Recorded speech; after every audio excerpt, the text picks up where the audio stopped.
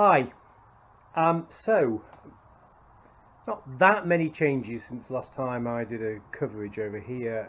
I'll just highlight them to you though, small things that always take a lot longer than you actually think they're going to. So first one is I've now got two carburetors on there, two AMOL carburetors fitted, stripped down, cleaned in my ultrasonic bath, checked out, all seem to be working quite nicely. Again, had to get special bolts for them to fit, but anyway, all on now. So I've got two nice little AMOL carbs on there, which is great. Another thing I've now done more recently is I've now, we'll skip that for a moment, come back to that, now got the breather on. So this actually had two breather holes tapped into either side of the rocker covers. So I fitted some little elbows on there. Let's get that out of the way. Fitted some elbows on there, as you can see, ready for the breather. Apparently this is a good thing you need to do because these engines do breathe. So we'll work out what to do that later. I've also now got the oil feed pipework to the rocker covers on.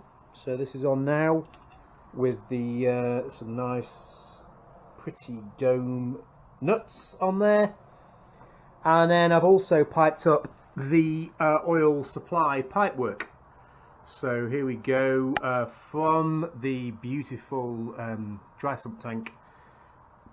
Again, picked up that this is quite important, that we need to have some sort of stopcock on here. So I've got a little stopcock on there to allow me to stop the oil draining into the crankcase when the engine's not being run. So I've got a little stopcock on there, and then I've got a T ready to feed between the return on here and up to the rocker feeds. Then, actually, as I'm saying this, there's quite a lot of work, which is quite good. I have now got the Magneto on, which is really good, really pleased. Significant because now this now has wires on it.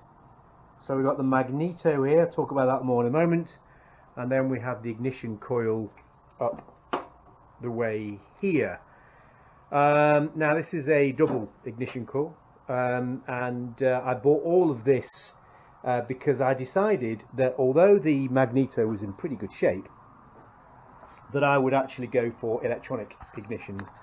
So I've now got, you can see that because of the light, there you go, I've now got electronic ignition on here, in the process of timing it up, which I'm not going to bore you with.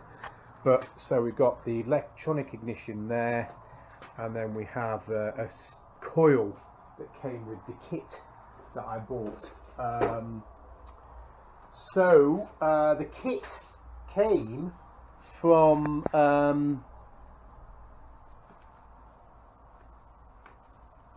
company whose name I can't remember. ThorSpark. That's it.